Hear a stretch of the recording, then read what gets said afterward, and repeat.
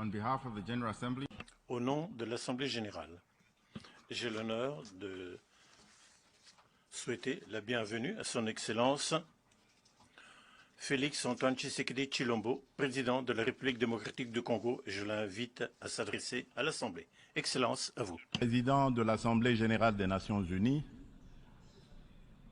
Excellences, Mesdames et Messieurs les chefs d'État et de gouvernement, Monsieur le Secrétaire général des Nations unies, Mesdames et Messieurs les chefs de délégation,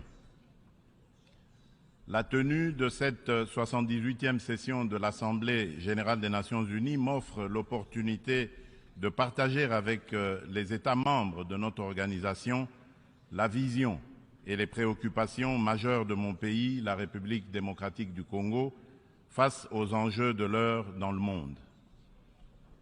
Cependant, en avant-propos, je voudrais féliciter son Excellence M. Denis Francis pour son élection à la présidence de notre auguste Assemblée et rassurer l'ensemble des membres de son bureau du soutien de mon pays dans l'accomplissement de la noble mission leur confiée par notre institution.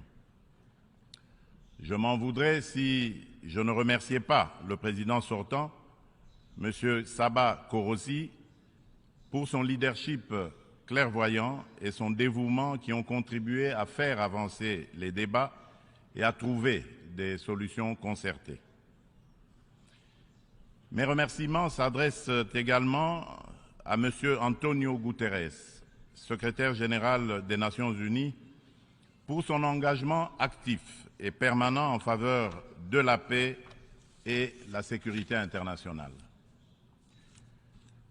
Monsieur le Président, pendant que se tient ici à New York cette session, le peuple marocain n'a pas encore fini de pleurer ses victimes ni guéri ses plaies par suite des puissants tremblements de terre survenus dans la nuit de vendredi 8 au samedi 9 septembre en cours, causant la mort de plus de 3000 Marocains, en blessant au moins 5000 et détruisant plusieurs villes et localités du royaume. De même, les Libyens ne sont pas encore sortis des traumatismes des inondations qui ont ôté la vie à plus de 20 000 personnes et provoqué d'énormes dégâts matériels le dimanche 10 de ce même mois. Le peuple congolais salue la mobilisation de la communauté internationale pour secourir ces peuples frères du Royaume du Maroc et de la Libye. Il leur exprime toute sa compassion et sa solidarité et souhaite une prompte guérison à tous les blessés de ces deux calamités naturelles. Monsieur le Président, au-delà de déplorer ces calamités naturelles, l'actuelle session de l'Assemblée générale se tient à une période exceptionnelle de notre histoire où le monde est confronté à des situations graves qui menacent l'existence même de la nature humaine.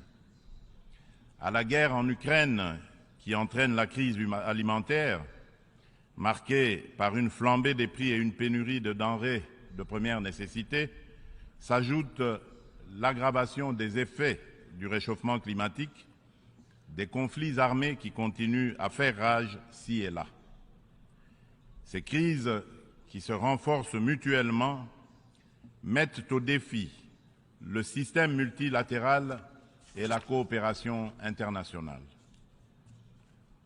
Or, maintenir la paix et la sécurité internationale, garantir la justice et les droits humains, favoriser le progrès social, instaurer les meilleures conditions de vie, sont en effet des vœux unanimes et intemporels de tous les peuples du monde qui doivent par conséquent demeurer au centre de notre action collective suivant une approche réellement multilatérale et inclusive. Nous sommes interpellés à travailler ensemble en vue de répondre à ces défis qui sont de portée existentielle.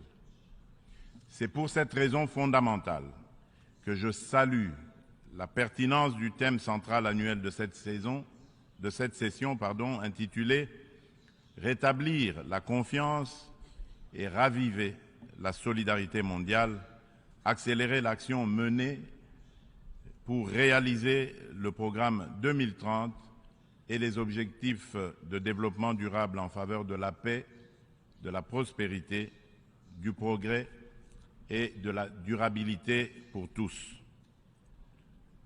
Cette thématique place les valeurs de solidarité et de confiance au cœur des facteurs de la relance et l'accélération des solutions aux défis mondiaux étroitement imbriqués